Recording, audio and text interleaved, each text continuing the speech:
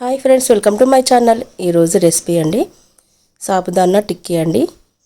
సగ్గు బియ్యంతో అండి సాబుదానాతో టిక్కీ అండి. నేను మీడియం సైజ్ సాబుదానా తీసుకున్నాను. ఈ గ్లాస్తోనండి 2 గ్లాసులు తీసుకున్నానండి. ఫస్ట్ వాష్ చేసుకొని కొంచెం వాటర్ యాడ్ చేసుకోనండి. ఒక 6 గంటలండి 6 అవర్స్ నానబెట్టుకోవాలి. 6 అవర్స్ తర్వాత చూస్తారు కదా, ఈ విధంగా మెత్తగా అవ్వాలి. ఇప్పుడు దీంట్లోకి కావాల్సిన పదార్థాలు చూద్దామండి. నేను పెద్ద సైజు అండి, నేను 2 పొటాటోలు తీసుకున్నాను, ఉడకబెట్టుకున్నానండి. ఇప్పుడు ఒక ప్యాన్లో పల్లీలు వేయించుకోవాలి. ఈ విధంగా ఒకసారి ట్రై చేయండి, చాలా బాగున్నాయండి. శివరాత్రి రోజు కూడా టిఫిన్ చేసేవాళ్ళు తినొచ్చండి. సాబుదానా హెల్త్కి కూడా చాలా మంచిది. పల్లీలు కొంచెం ఫ్రై అయిన తర్వాత అండి దీంట్లో నేను పచ్చిమిర్చి వేశాను. పచ్చిమిర్చి కూడా ఫ్రై చేసుకోవాలి. ఇప్పుడండి ఆలుగడ్డ మనం ఉడకబెట్టుకున్నాం కదా, ఇవన్నీ పొట్టు తీసి పెట్టుకున్నాను. ఫాస్టింగ్ రోజు తినేవాళ్ళండి ఉల్లిగడ్డ, అల్లం, వెల్లుల్లి వేసుకోకుండా తినాలండి. ఈ విధంగా మెత్తగా చేసుకోవాలి పొటాటోని. ఇప్పుడండి మిక్సీ జార్లో మనం వేయించి పెట్టుకున్న పల్లీలు, పచ్చిమిర్చి వేసి గ్రైండ్ చేసుకోవాలి. వాటర్ వేయొద్దండి. ఈ విధంగా మెత్తగా పొడిలాగా చేసుకోవాలి.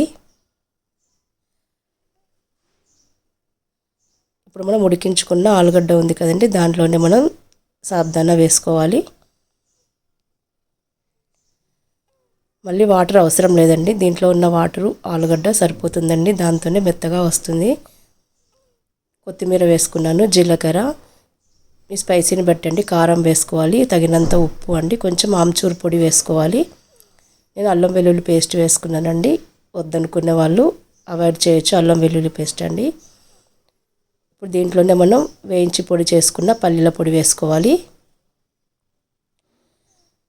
ఈ విధంగా అండి ప్రెస్ చేసుకుంటూ ఈ విధంగా మెత్తగా చేసుకోవాలి.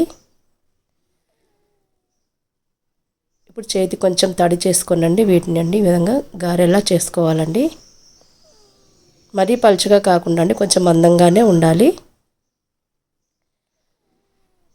మొత్తం డీప్ ఫ్రై కూడా చేసుకోవచ్చండి ఆయిల్లో, లేదా లైట్గా కూడా ఫ్రై చేసుకోవచ్చండి, ఇష్టం అండి అది. ఇవి కొంచెం ఫ్రై అవ్వడానికి టైం పడుతుంది. నా వీడియోస్ అన్నీ చూడండి ఫ్రెండ్స్, నచ్చితే లైక్ చేయండి, షేర్ చేయండి.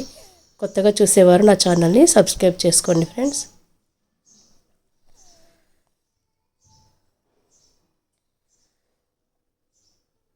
ఇప్పుడంటే ఒక పాన్ తీసుకోనండి, కొంచెం ఆయిల్ వేసుకున్నాను చూసారు కదా.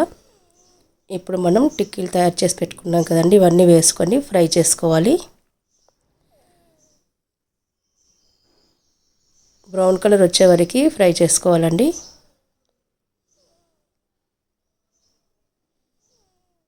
ఇలాగా డైరెక్ట్గా కూడా తినేయచ్చండి, లేదా చట్నీతో కానీ, పిల్లలైతే కెచప్తో కానీ తినచ్చండి.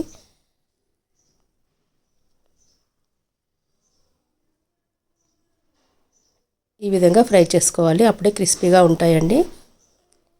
సాబుదానా కాబట్టి మరీ క్రిస్పీగా ఉండవండి, చల్లారిన తర్వాత కొంచెం మెత్తగానే ఉంటాయి. నచ్చిందా ఫ్రెండ్స్? ఈ వీడియో మీకు నచ్చితే లైక్ చేయండి, షేర్ చేయండి. Thanks for watching. Bye friends.